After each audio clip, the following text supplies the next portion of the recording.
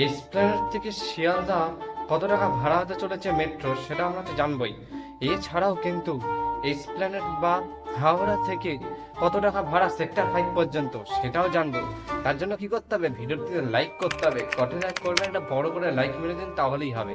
ঠিক আছে, আর শেয়ার করে দিন। ঠিক আছে, আর চ্যানেলে নতুন হয়ে থাকলে অবশ্যই সাবস্ক্রাইব করে পাশের বেল আইকনটি অল করে রাখুন, যাতে এই ধরনের ভিডিওগুলো সবার আগে। ভিডিওটি সম্পূর্ণ দেখবেন, স্কিপ করে দেখবেন। সম্ভবত হাওড়া থেকে সেক্টর 5 বা শিয়ালদা থেকে এসপ্ল্যানেড পর্যন্ত মেট্রো মে মাসেই চালু হতে চলেছে সম্ভবত।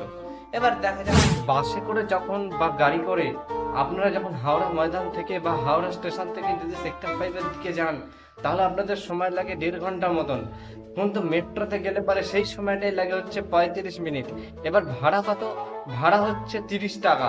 30 টাকাতেই চলে যেতে পারবেন কোথায় না, হাওড়া ময়দান থেকে সেক্টর 5 পর্যন্ত। এই দারুণ আপডেটটি আপনাদের কেমন লাগলো অবশ্যই কিন্তু কমেন্টে জানাতে ভুলবেন না। 0 থেকে 2 কিলোমিটার পর্যন্ত 5 টাকা, 2 থেকে 5 কিলোমিটার কিন্তু 5 থেকে 10 কিলোমিটার পর্যন্ত 20 টাকা, 10 থেকে 20 কিলোমিটার ভাড়া হচ্ছে 30 টাকা। ঠিক আছে, তাহলে বুঝতে পেরেছেন আশা করি। না বুঝলে আপনাদের কমেন্ট করবেন, আরো একটা ভিডিও আপনাদেরকে বানিয়ে দেবো। তাহলে আজকের মতন এইটুকুই।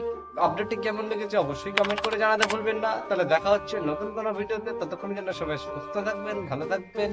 আজকে এখানেই শেষ করলাম।